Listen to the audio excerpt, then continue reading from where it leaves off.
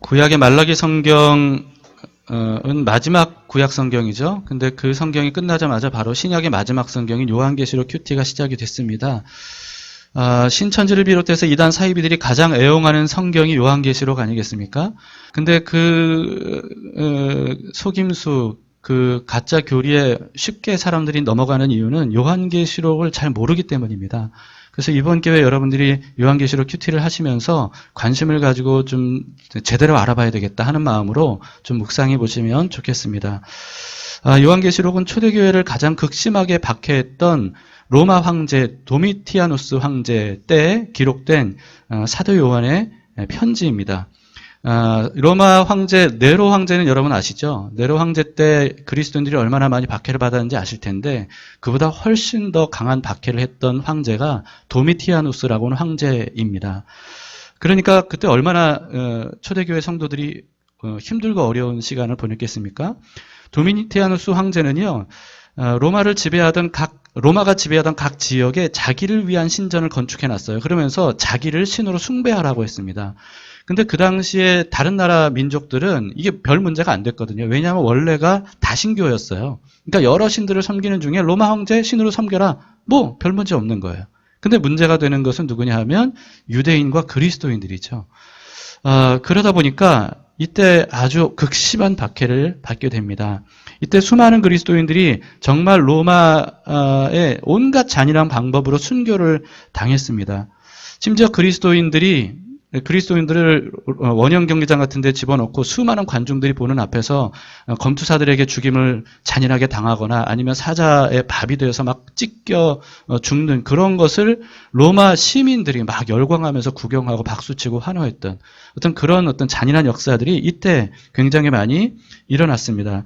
그런데도 불구하고 그때 순교했던 그리스도인들이 찬송하면서 오히려 자기를 박해하는 사람들을 위해 기도하면서 얼굴에 빛이 광채가 나는 모습으로 순교하는 모습들 보면서 많은 사람들이 굉장히 충격을 받았죠. 그래서 그 당시의 역사가들이 그 기록들을 많이 남겼습니다.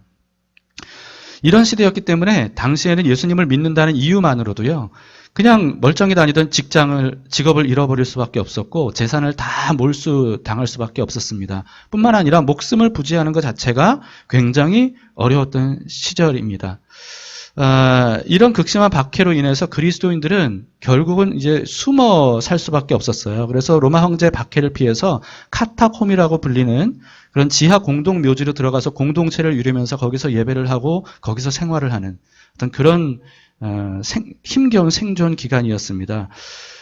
요즘 공동 묘지를 생각하면 굉장히 좀 청결하고 심지어는 아름답기까지 하잖아요. 제가 얼마 전에 공동묘지를 가봤는데 공원이더라고요. 너무너무 환경이 좋고 굉장히 아주 잘 꾸며놓은 그런 공원이더라고요. 근데 이 당시에 지하 공동묘지는 전혀 그렇지 않았습니다. 시체가 썩어서 부패한 냄새, 악취가 진동하고 벌레가 우글거리고 그리고 수많은 전염병들을 피할 수 없는, 그래서 누구도 접근하고 싶어하지 않고 가고 싶어하지 않는 것. 그곳이 바로 공동묘지입니다. 그래서 그리스도인들이 거기로 숨어 도망갔던 거죠.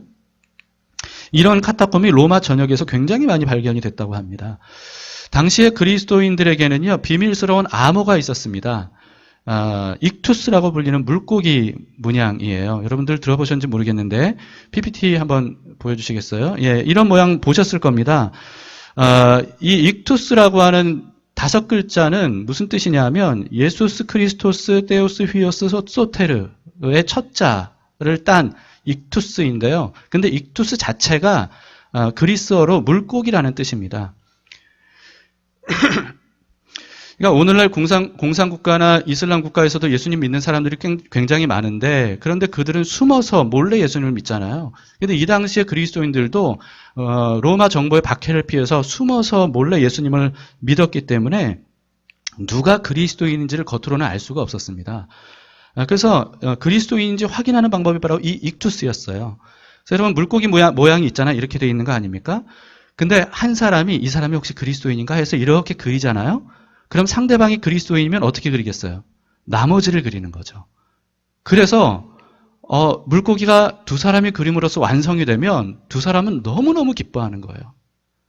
믿음의 형제를 만났구나. 하는 거죠. 그러면서 막 굉장히 그 생명을 나눈 공동체로 서로를 위해 목숨을 바치는, 마치 그날 처음 본 사람이라도 할지라도 마치 피를 나눈 사람인 것처럼 그렇게 서로 기뻐하며 반가워했다고 합니다. 그래서 이렇게 익투스를 통해 확인된 사람만 카타콤으로 비밀스럽게 안내가 되었다라고 합니다.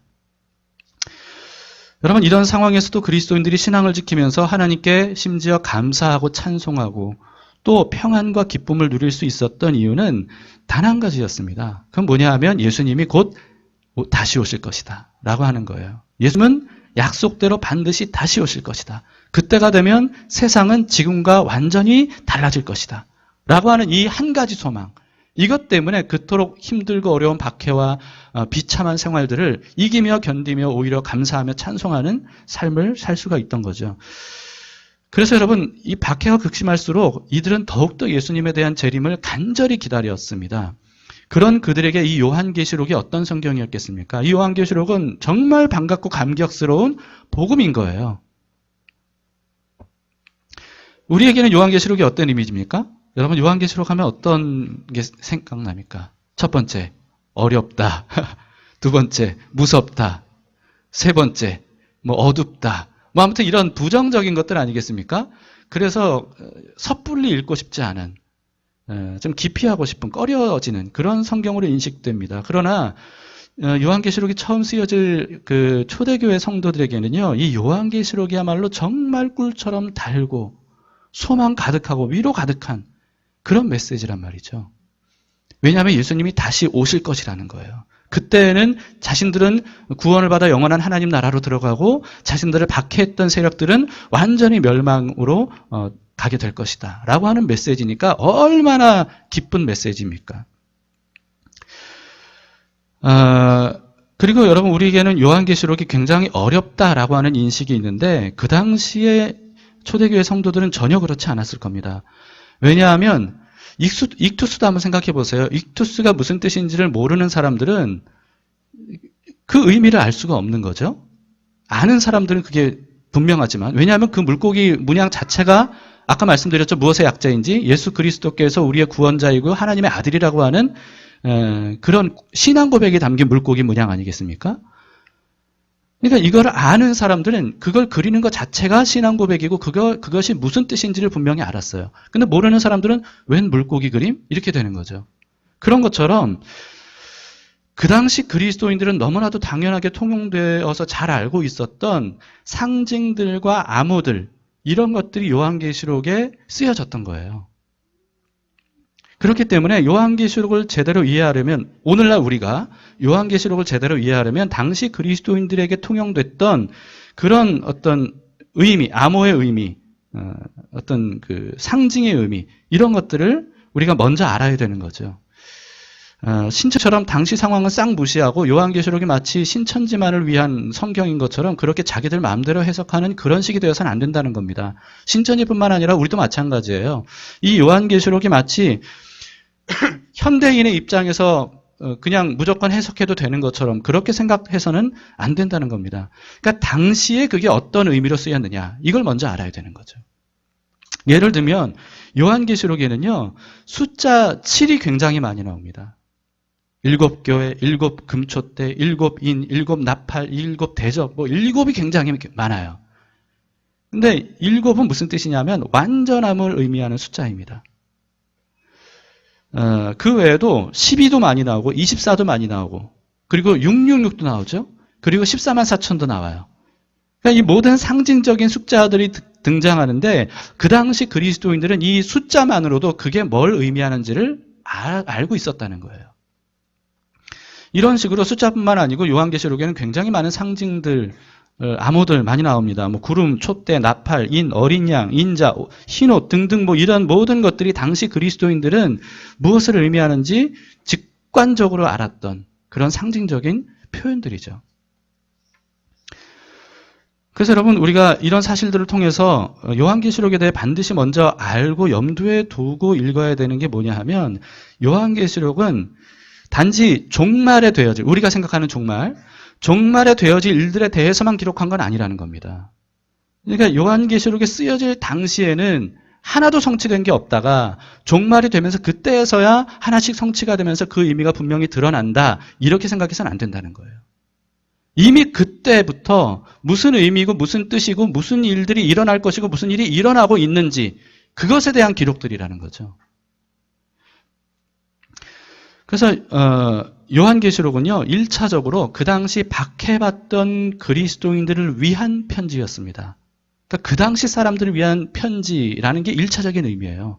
근데 만약에 한번 생각해 보세요. 그들이 무슨 의미인지 모르게 쓰여졌다면 그게 그들에게 무슨 의미가 있겠어요? 그렇지 않았다는 거죠. 예를 들어서 짐승의 표인 666을 지금도 이 베리칩이라고 주장하는 사람들이 많이 있습니다. 근데 그 당시 사람들이 베리칩을 어떻게 알겠어요? 요즘에도 베리칩이 뭔지 우리가 잘 모르는데. 근데 만약에 666이 베리칩이라면 그러면 그 당시 그리스도인들은 666을 전혀 의미를 몰랐다는 뜻이 되는 거예요. 그럼 그들에게는 이게 오리무중이 되죠. 근데 그렇지 않다는 겁니다. 666은 그 당시 세상을 장악하고 있었던 로마 황제 또는 로마 정부를 의미하는 숫자였어요. 그래서 666 하면 그 당시 초대교회 카타콤에서 살고 있었던 박해받던 그리스도인들은 그게 바로 로마 황제, 로마 정부, 로마의 권력 이런 것이라는 것을 금방 알 수 있었던 거죠. 다시 말해서 요한계시록은요. 종말이 돼서야 드디어 의미가 하나씩 드러나는 그런 성경이 아니라 그 당시 그리스도인들은 이미 알고 있었던 수많은 상징 암호들을 통해서 당시 그리스도인들에게 확실한 의미로 전달된 복음이었다라고 하는 겁니다. 그래서 여러분 그 요한계시록을 읽을 때 이 상징들 암호들이 너무 많이 나오니까 우리는 굉장히 오늘날 입장에서 참 힘들고 어렵긴 합니다. 근데 이런 상징들 암호들이 그 당시 그리스도인들에게 어떻게 쓰여졌는지를 좀 공부만 하면 그러면 요한계시록의 전체적인 의미를 우리가 이해하는 게 어렵지 않다는 거예요. 아쉽게도 제가 일주일에 한 번 하는 주일 설교 만으로는 이 요한계시록 지금 매일 우리가 큐티를 할 건데 그 속도를 따라갈 수가 없고 다 설명을 할 수가 없습니다. 그러니까 여러분들이 관심을 이번 기회에 가지고 큐티할 때마다 하나씩 좀 알아가 보셨으면 좋겠다 하는 겁니다. 자, 요한계시록은요. 그 당시에 실존했던 소아시아 7교회를 향해 쓴 회람 편지입니다. PPT 한번 보여주시겠습니까? 예, 지도를 보시면 잘 보이시는지 모르겠는데 왼쪽 밑에 에페소라고 있죠. 에베소 교회입니다. 스미르나는 서머나 교회고요. 페르가모는 버가모 교회고요. 티아티라는 두아디라고요. 사르디스는 사대고요. 필라델피아는 빌라델비아고요. 라우디게아는 라우디게아고요. 이게 7교회가 성경에 이제 요한계시록에 순차적으로 나오거든요. 근데 이 순서가 에페소부터 이렇게 시계 방향으로 돌아가서 라우디게아로 끝납니다. 왜냐하면 에페소 옆에 이제 그 바다 아니겠습니까? 에페소 바로 인근에 섬이 있는데 반모섬이라고 하는 곳이 있어요. 이 반모섬에서 요한계시록을 요한이 썼습니다. 그래서 이 편지를 이 7교회에게 보내면서 가장 먼저 가장 가까이 있는 에베소 교회에게 보냈고요. 그리고 에베소 교회인들이 그걸 다 읽으면 그 다음에 서머나 교회로 보냈고 이런 식으로 돌아가면서 이 편지를 라우디게아 7교회가 돌아 읽었다는 거죠. 차례차례. 그래서 요한계시록에 이 7교회가 순차적으로 나옵니다. 여러분들이 그걸 염두에 두고 보시면 좋겠고요. 근데 7교회에게만 해당되는 편지가 아닙니다. 왜냐하면 7이라는 숫자 자체가 무슨 뜻이라고 그랬습니까? 완전함이죠. 그러니까 다시 말해서 7교회란 모든 교회들을 의미하는 겁니다. 그래서 담길교회도 해당이 되는 거예요. 여기에.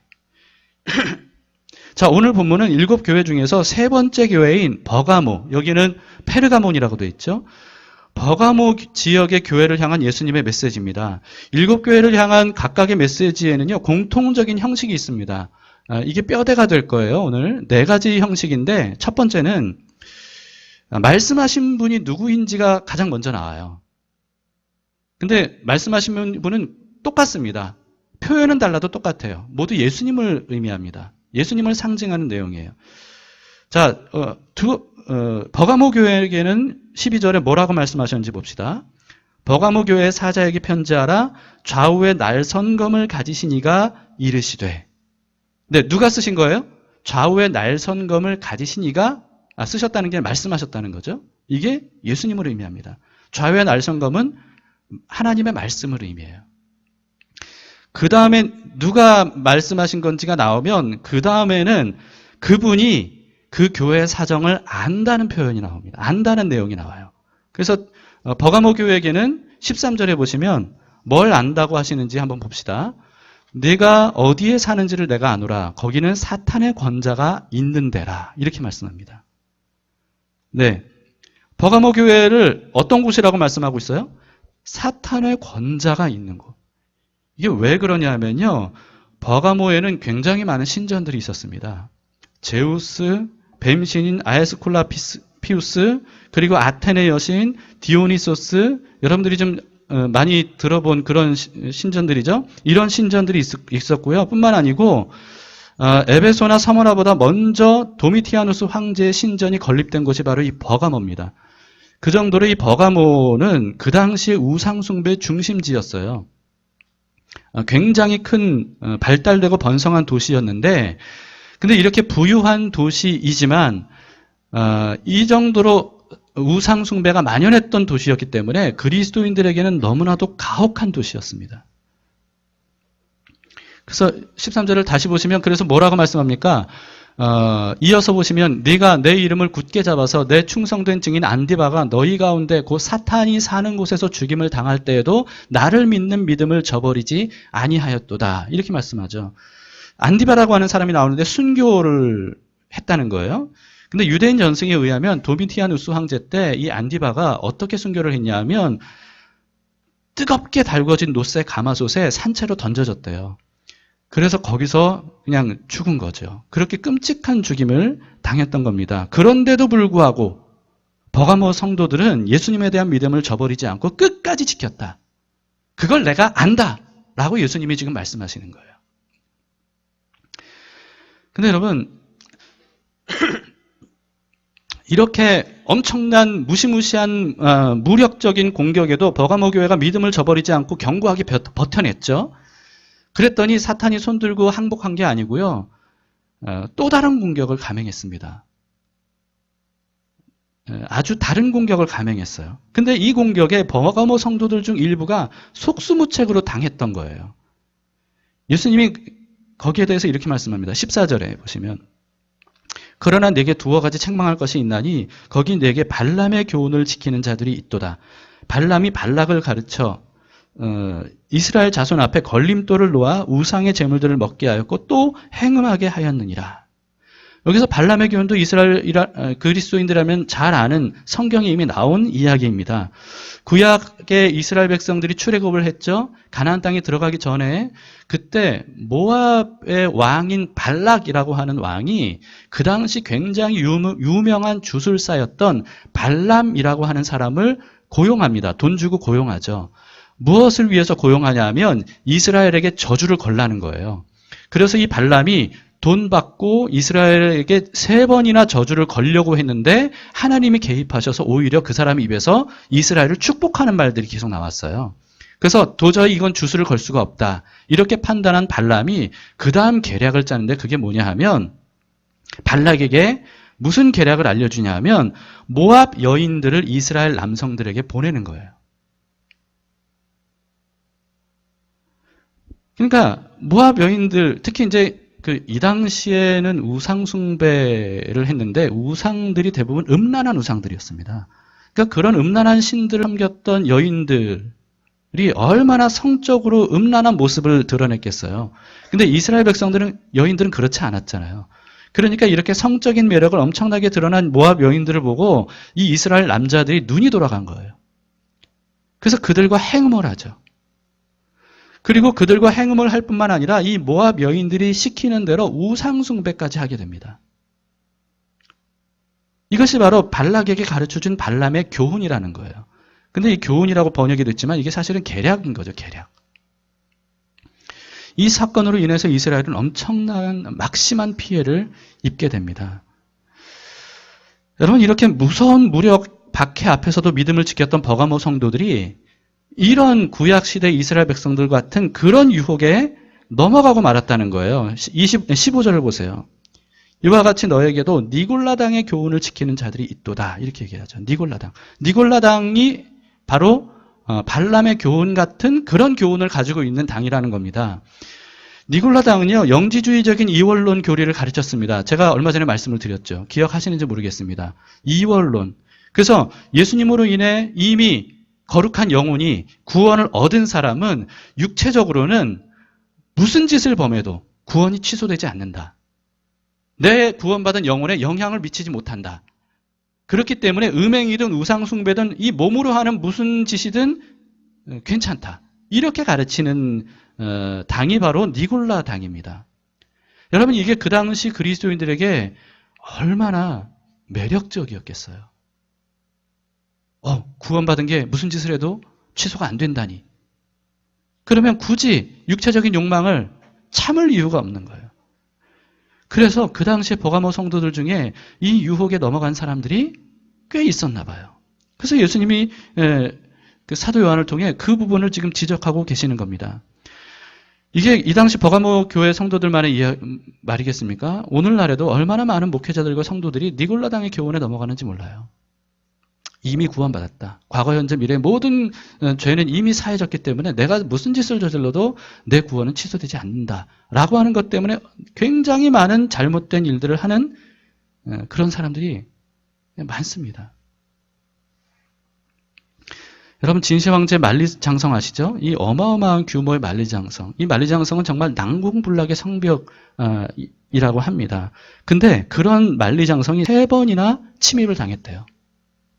어떻게 침입당했냐? 만리장성이 무너졌느냐? 아니요, 전혀 그렇지 않아요. 침입을 당한 이유는 뭐냐면 문지기가 뇌물 받고 문을 그냥 열어준 거예요. 그러니 아무리 성벽을 쌓아도 소용이 없었던 거죠. 근데 여러분 한번 생각해 보세요. 만약에 적들이 무력으로 만리장성을 공격하려고 했다면 문지기가 어떻게 했겠어요? 목숨 걸고 문을 지켰겠죠. 그런데 그게 아니라 돈 주면서 뇌물로 유혹을 하니까 알아서 문을 연 거예요. 자기가 스스로. 버가모 교회가 그런 꼴이었다는 겁니다. 여러분, 무력보다 더 파괴적인 건 유혹이에요. 나그네의 옷을 벗겼던 것은 세찬바람이 아니라 그러죠. 따뜻한 햇볕이었잖아요. 스스로 벗게 만들었어요, 옷을. 강력한 무력에도 믿음을 지켰던 사람들조차 스스로 자기 믿음을 버리게 하는 것. 이게 바로 발람과 니골라당의 유혹이고 교훈이라는 거죠. 무력보다 유혹이 강력한 이유는 뭡니까? 유혹은 죄를 좋아하게 만들어버려요. 죄를 좋아하게 만들어버려요. 이건 근데 새로운 전략이 아닙니다. 태초부터 있었던 전략이에요. 여러분, 아담과 하와가 왜 선악과를 따먹었습니까? 뱀이 무력적으로 선악과를 따먹게 만들었나요? 아니에요. 스스로 선악과를 좋아하고 먹고 싶게 만들었어요. 그래서 스스로 따먹었던 겁니다. 근데 이 전략이 지금까지도 사람들에게 치명적인 유혹이 되는 거죠. 혹시 여러분들 하나님께서 금하신 것이 좋아 보이거나 이게 탐하는 마음이 생깁니까? 그렇다면 정신 바짝 차려야 되는 겁니다. 오늘날 한국교회가 이렇게 맥없이 무너진 이유가 뭡니까? 박해 때문인가요? 무력 때문인가요? 그렇지 않습니다. 우리는 예수 믿고 살아가는 게 조금 불편할 수는 있어도 그래도 오히려 법적으로 보호받는 종교의 자유를 가지고 있는 나라에서 우리는 신앙생활을 하고 있습니다. 박해나 무력 때문이 아니에요. 교회가 무너진 것은 달콤한 유혹 때문입니다. 오늘날 교회가 이렇게 맥없이 무너지고 많은 사람들에게 맛이름 소금처럼 길거리에 버려져서 짓밟히는 그 이유가 뭡니까? 첫 번째는 돈 때문이죠. 돈 때문에 무너진 목회자들이 얼마나 많습니까? 목회자들만 그렇습니까? 성도들도 신앙생활하는 목적이 돈 때문인 경우가 많아요. 부정과 비리를 일삼으면서 부를 축적하려고 하는 이런 유혹에 넘어가는 목회자들과 그리스도인들이 얼마나 많냐는 겁니다. 또 권력이 또 얼마나 달콤한 유혹인지 몰라요. 교회에게도 마찬가지입니다. 인맥과 로비 청탁으로 교회 목표를 실현하려는 시도들이 굉장히 많고 그런 식으로 교회를 크게 일구는 목회자들도 많이 있습니다. 대선이나 총선 때가 되면 많은 정치인들이요, 대형교회를 순회해요. 그러면서 거기서 얼굴 도장 찍고 자기 찍어달라는 거죠. 왜 그게 가능합니까? 교회들이 그걸 시키는 거예요. 그걸 좋아하는 거예요. 그렇게 해서 아주 유력한 정치인들 인맥을 쌓으면서 그러면서 교회의 유익을 도모하려고 하는 거죠. 성적인 유혹도 빠질 수가 없습니다. 정욕 때문에 무너진 목회자들이 정말 셀 수도 없을 정도로 많습니다. 성도들도 마찬가지죠. 혼정관계, 혼외관계 이런 것들을 당연하게 여기는 요즘 세대들과 별로 다르지 않은 가치관을 가지고 있어요. 그러니까 예수님 믿고 예배를 드려도 혼전, 혼외, 성관계 이런 것들을 아무렇지도 않게 하는 경우들이 있다는 거죠.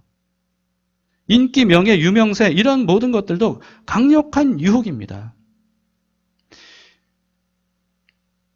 여러분 이런 것에 대해서 우리가 정말 깨어 있어야 된다는 거죠. 무력보다 무서운 것, 그것은 바로 유혹입니다. 자, 이런 부분에 대해서 안다고 말씀하시고요. 그리고 세 번째는 안다는 내용 다음에 나오는 것은 이렇게 하라라고 하는 내용이 나와요. 버가모 교회에게는 뭐라고 말씀하시는지 봅시다. 16절. 어떻게 하라고 하십니까? 그러므로 회개하라 이렇게 말씀합니다. 그러므로 회개하라. 그리하지 아니하면 내가 너에게 속히 가서 내 입에 검으로 그들과 싸우리라. 이렇게 말씀하셔요.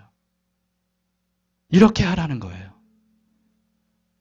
유혹에 넘어가려고 하고 그리고 이미 하나님이 금하신 것에 대해서 눈이 돌아가서 그걸 하고 싶은 마음이 가득하다면 회개하라는 거예요. 돌이키라는 거예요. 여러분 사실 유혹은 누구나 받습니다. 유혹받지 않는 사람이 어디 있습니까? 남자나 여자나 어린아이나 어른이나 노인이나 다 유혹을 받습니다. 근데 유혹받는 것 자체가 죄는 아니에요. 예수님도 마귀에게 끊임없이 유혹을 받으셨어요. 그렇기 때문에 여러분 유혹받는 그 자체만으로 막 죄책감을 느끼고 하나님 앞에 나아가기를 꺼려할 필요가 없어요. 유혹은 누구나 받는 겁니다. 근데 문제는 뭐예요? 그런 유혹을 방치하는 거예요. 그 정도가 아니라 그런 유혹을 즐기는 거예요. 여러분 이렇게 되면 반드시 죄에 빠지게 됩니다. 그래서 유혹이 오면 정신 바짝 차리고 적극적으로 대처해서 물리쳐야 되는 거죠. 중세교회 사제들은요, 성경을 자신들의 전유물로 여겼습니다. 그래서 일반 대중들이 읽지 못하도록 아예 라틴어 성경으로만 되도록 해놨어요. 그래서 라틴어 성경을 일반인들이 읽을 수 있는 언어로 번역하지 못하도록 막아놨습니다. 그래서 성경과는 전혀 다른 교리들, 중세 교리들, 카톨릭 교리들을 만든 거죠. 그래서 그런 것들로 인해서 대중들을 속여서 그래서 이 자신들의 부와 명예와 권력을 쌓아간 게 이게 바로 중세 시대입니다. 여기에 목숨 걸고 대항했던 사람들이 바로 종교개혁가들이죠. 그 중에서 마틴 루터는요, 이 종교개혁을 일으키면서 중세교회의 무력적인 박해를 피해서 바르크부르크 성에 9개월간 숨어 지내면서 신약 성경을 몰래 독일어로 번역하는 일을 했습니다. 근데 이 신약 성경을 번역했던 루터의 방에는요, 지금도 기둥과 벽에 잉크 자국들이 있대요. 그게 그대로 남아있대요. 왜 잉크 자국이 거기 있을까? 이 성경을 번역하는 중에 이게 너무 힘들고 어려운 거예요. 너무 배고프고 외롭고 힘들고 어렵고 이런 기간들이 길어지니까 타협하고 싶은 유혹이 드는 거죠. 내가 조금만 타협하면 좋은 자리를 얻을 수 있고 편안하게 살 수 있는데 이런 생각들이 막 수시로 들어오는 겁니다. 이거 그만두고 이제 받지 않고 편안하게 살아갈까? 이런 유혹들이 생길 때마다 루터가 어떻게 했냐면 사탄아 물러가라 라고 하면서 자기가 쓰고 있었던 잉크병을 던졌대요. 벽으로도 던지고 기둥으로도 던지고. 그래서 그게 그 자국이 지금까지 남아있더라는 거죠.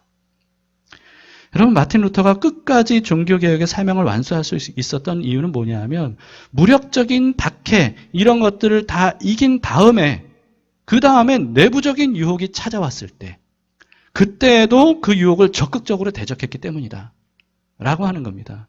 아무리 외부적인 무력 박해를 이기고 견뎠대 할지라도 내부적인 유혹을 그냥 내버려뒀다면 그러면 결코 종교개혁은 일으킬 수 없었다라고 하는 거죠. 여러분 이렇게 유혹을 적극적으로 대적하기 어려울 때 그럼 그때 우리는 어떻게 해야 됩니까? 무조건 도망치라는 겁니다. 요셉이 보디발의 아내의 유혹을 받았을 때 어떻게 했습니까? 목숨 걸고 도망쳤어요. 목숨 걸고. 그 당시에 보디발의 아내의 유혹을 거부한다는 것은 목숨을 거는 일이었습니다. 그런데도 불구하고 자기가 입던 옷까지 내버려 두고 그리고 도망갔어요. 9.11 테러를 여러분들 아시죠? 9.11 테러 5일 후 9.11 테러가 일어났던 맨하탄의 타임즈 스퀘어 교회에서 카톤 콜론 목사님이 한 유명한 설교가 있습니다. 설교 제목이 Run입니다. Run. 도망가라 라고 하는 겁니다. 그 설교 한 편에 얼마나 많이 도망가라는 말이 많은지 몰라요. 너무너무 많습니다. 그 중에 일부를 제가 좀 읽어드리겠습니다. 도망치십시오. 오로지 성공과 번영에만 초점을 맞추는 복음으로부터 도망치십시오. 예수 그리스도의 이름을 단지 개인적 이득을 위해 사용하는 이들로부터 도망치십시오. 예수님의 이름으로 여러분의 호주머니를 노리는 이들로부터 도망치십시오. 오직 자아개발에만 초점을 맞추는 복음들로부터 도망치십시오. 예수님이 아니라 인간이 영광을 받는 교회들로부터 도망치십시오. 예수님의 몸된 교회여, 도망치십시오. 거기서 나오십시오. 부정한 것들을 만지지 마십시오. 미국과 캐나다에 있는 성경이 없는 교회들로부터 도망쳐 나오십시오. 그들의 신학에 십자가가 없습니다. 말씀을 상고하는 것도 없습니다. 죄를 회개하는 것도 없습니다. 예수님의 보혈에 대해서 언급도 안 합니다. 그런 교회들은 부정한 교회들입니다. 그러니 거기로부터 도망쳐 나오십시오. 도망쳐 나오십시오. 죄를 지어도 편안한 교회들로부터 하나님의 집에 와서 여러분 삶에 죄를 품고 있는데도 그것을 깨닫게 하지 못하는 교회라면 그것은 마귀들의 식탁에 앉아있는 것입니다. 자신의 정치적 목적을 달성하기 위해 하나님의 강단을 사용하는 정치적 성향을 지닌 사람들로부터 채워진 강단들로부터 도망쳐 나오십시오. 도망치십시오. 민족과 간습 사이에 분열을 외치는 이들로부터 도망치십시오. 도망치십시오. 거기서 나오십시오. 그들은 하나님에 대해 아무것도 모르는 자들입니다. 도망치십시오. 불경하고 발작적인 운동들과 끝없이 공허한 예언을 일삼는 자들로부터 사랑하는 여러분들이여 살려면 도망치십시오. 도망치십시오. 서서 이야기와 농담을 일삼는 설교자들로부터 죽을 힘을 다해 도망치십시오. 제발 도망치십시오. 어서 도망치십시오. 계속 도망치라는 거예요. 무슨 뜻입니까? 여러분 이 당시에 9.11 테러 때 이 건물이 무너져 내릴 때 그때 살려면 어떻게 됐습니까? 도망쳐야 됐어요. 그런 것처럼 필사적으로 도망치라는 거예요. 유혹으로부터 도망치라는 거예요. 유혹에 물들어 있는 교회로부터 도망치라는 거예요. 복음이 아닌 것들로부터 도망치라는 거예요. 십자가가 아닌 것들로부터 도망치라는 거죠. 여러분 우리는 도망쳐야 될 것들이 가득한 세상에서 살고 있습니다. 그게 아무리 힘들고 어려워도 피곤해도 도망쳐야 됩니다. 살려면. 종말이 다가올수록 가장 두려운 게 뭡니까? 대부분 대환란일 겁니다. 그래서 한때는요. 대환란 전에 휴거가 일어날지 그 이후에 휴거가 일어날지 여기에 대해서 논쟁이 많을 때가 있었어요. 그 정도로 그리스도인들이 종말에 대해 두려워하는 것 중에 하나가 바로 대환란이에요. 근데 여러분 마지막 때 우리가 그보다 훨씬 더 두려워야 되는 게 있습니다. 그것은 무력적인 박해가 아니에요. 그보다 훨씬 두려워야 될 것은 유혹이에요. 스스로 하나님을 버리게 하는 것. 믿음을 저버리게 하는 것. 내부적인 유혹. 달콤한 유혹. 그것이 바로 우리가 가장 두려워야 되는 것이다. 라고 하는 거죠. 잠언 7장 21절부터 이렇게 말씀합니다. 지혜의 시 아닙니까? 지혜의 글입니다. 여러 가지 고운 말로 유혹하며 입술에 호리는 말로 꿰므로 젊은이가 곧 그를 따랐으니 소가 도수장으로 가는 것 같고 미련한 자가 벌을 받으려고 쇠사슬에 매여가는 것과 같도다. 필경은 화살이 그 간을 뚫게 되리라. 새가 빨리 그물로 들어가되 그의 생명을 잃어버릴 줄을 알지 못함과 같으니라. 유혹에 넘어간 사람들에 대한 묘사입니다. 이런 어리석음을 범해서는 안 된다는 거죠. 여러분 그렇기 때문에 마지막 세대를 살아가는 우리가 간절히 구해야 될 능력은 뭡니까? 우리가 혹시 재력을 구하십니까? 실력을 구하십니까? 권력을 구하십니까? 학력을 구하십니까? 그런 것들 자체가 나쁘다는 건 아닙니다. 그러나 그보다 훨씬 우리에게 필요한 능력이 있어요. 가장 필요한 능력이 있습니다. 그것은 바로 분별력이에요. 분별력. 분별력을 잃으면 아무리 재력, 실력, 권력, 학력 이런 모든 것들을 갖췄다 할지라도 사탄을 천사인 줄 알고 순종하며 살 수밖에 없는 거죠. 그런 모든 좋은 것들을 악한 일에 사용하는 사람이 되고 맙니다. 분별력이 있어야 이런 모든 좋은 것들을 선하고 아름다운 일에 쓸 수 있다는 거예요. 그래서 오늘도 로마서 12장 2절 우리가 한 번 더 상기합시다. 너희는 이 세대를 본받지 말고 오직 마음을 새롭게 함으로 변화를 받아 하나님의 선하시고 기뻐하시고 온전한 뜻이 무엇인지 어떠라고요? 분별하라요. 분별하라. 마지막 때를 살고 있는 여러분, 박해가 온다고 해서 두려워하지 말고, 물론 박해가 오지도 않지만, 그리스도인으로서 오늘날 살기가 힘들다 어렵다 하지만 사실 그 정도 가지고 힘들고 어렵다 하면 사실은 양심이 없는 겁니다. 우리는 박해받지 않는 시대를 살아가고 있어요. 혹시 예수 믿는 것 때문에 손해를 입을까 봐, 좀 어려움이 있을까 봐, 좀 귀찮은 일이 생길까 봐, 좀 부끄러운 일이 생길까 봐 그걸 두려워하시지 말고 강인한 믿음으로 견뎌 이겨내시기 바랍니다. 그리고 그런 것들을 이겼다고 해서 안심해서는 안 됩니다. 그보다 훨씬 위험하고 무서운 공격이 우리에게 있습니다. 스스로 그리스도와 멀어지게 하는 유혹. 여기에 깨어 있어야 됩니다. 이것을 분별해내야 됩니다.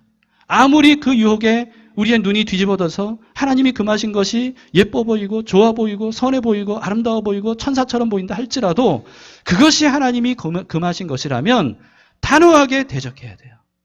대적할 수 없다면 도망가야 됩니다. 그래야 살 수 있다는 거예요. 마지막 네 번째, 이렇게 하라 다음에는 말씀을 듣고 이기는 자에게 어떤 복을 주실지에 대해서 말씀하고 계십니다. 버가모 교회에게는 이렇게 말씀하셨습니다. 17절을 보세요. 귀 있는 자는 성령이 교회들에게 하시는 말씀을 들을지어다. 이기는 그에게는, 이게 공통적으로 일곱 교회 모든 교회에게 나옵니다. 이기는 그에게는 버가모 교회에게 뭐라고 말씀합니까? 내가 감추었던 만나를 주고 또 흰 돌을 줄 터인데 그 돌 위에 새 이름을 기록한 것이 있나니 받는 자 밖에는 그 이름을 알 사람이 없느니라. 이 말씀을 하나하나 세세하게 또 설명드릴 시간이 없습니다. 그럼 중요한 것은 뭡니까? 이기는 자에게, 끝까지 이기는 자에게는 하나님의 놀라운 구원과 보상이 있다는 거예요. 여러분, 주님이 다시 오시는 그날까지 끝까지 이기는 사람들이 될 수 있기를 바랍니다. 그래야만 됩니다. 주님이 언제 오실까요? 내일 오실지, 수백 년 후에 오실지, 수천 년 후에 오실지 모른다고 생각하지 마세요.